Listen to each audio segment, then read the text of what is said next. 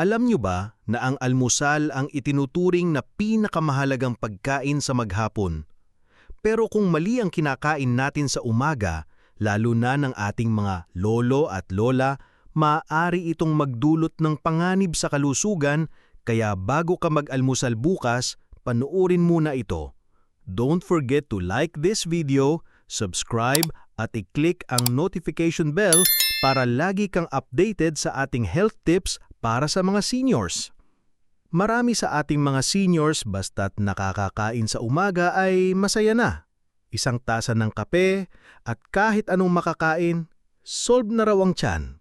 Pero ang hindi alam ng marami, may ilang uri ng almusal na sa halip na bigyan ng lakas at proteksyon ang katawan, ay pwedeng maging sanhi pa ng sakit tulad ng high blood, diabetes at sakit sa puso.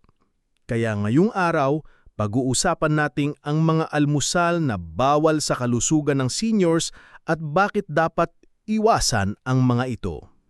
Una, prosesong meat tulad ng hotdog at longganisa. Maraming seniors ang nasanay na ito ang laging almusal. Pero tandaan, ang processed meat ay mataas sa sodium at preservatives na pwedeng magdulot ng alta presyon at sakit sa puso. Kapag araw-araw na kinain, mas tumataas ang risk ng stroke at kidney problems.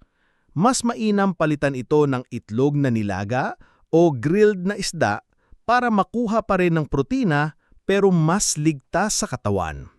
Pangalawa, puting tinapay at matatamis na pandesal. Bagamat masarap at madaling kainin, ang white bread ay mabilis tumaas ang sugar level sa dugo dahil sa refined carbohydrates. Para sa mga seniors na may diabetes, ito ay delikado. Mas mabuti kung whole wheat bread o oatmeal ang pipiliin dahil mas mabagal itong tinutunaw at nakakatulong sa healthy digestion. Pangatlo, instant noodles.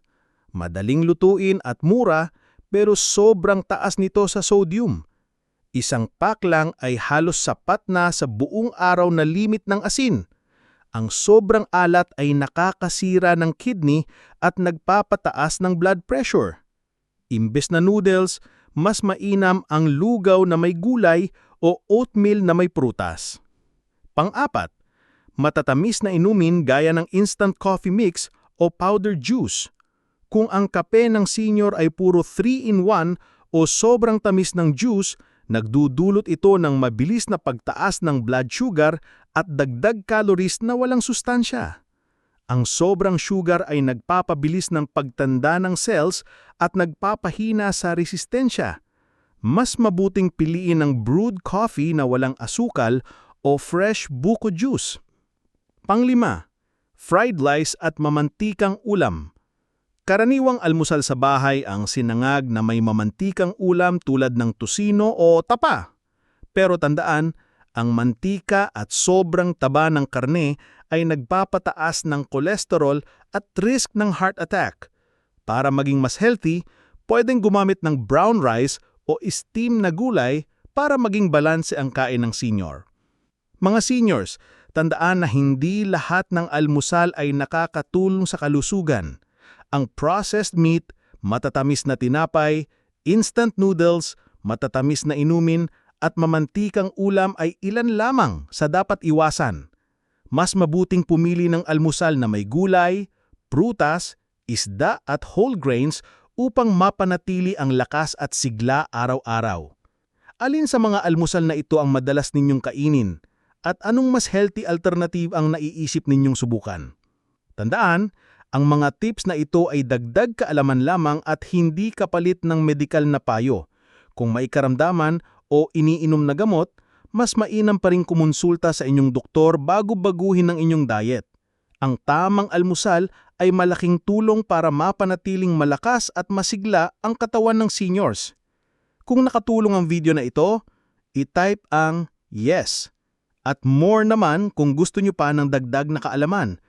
At huwag nakalimutang i-like ang video, mag-subscribe at i-click ang notification bell para lagi kayong updated sa mga bagong health tips. Muli ako si Dr. Mateo. Lagi mong tandaan, Ang kalusugan ay kayamanang hindi nawawala. Ingat ka palagi at magkita-kita tayo sa susunod na video.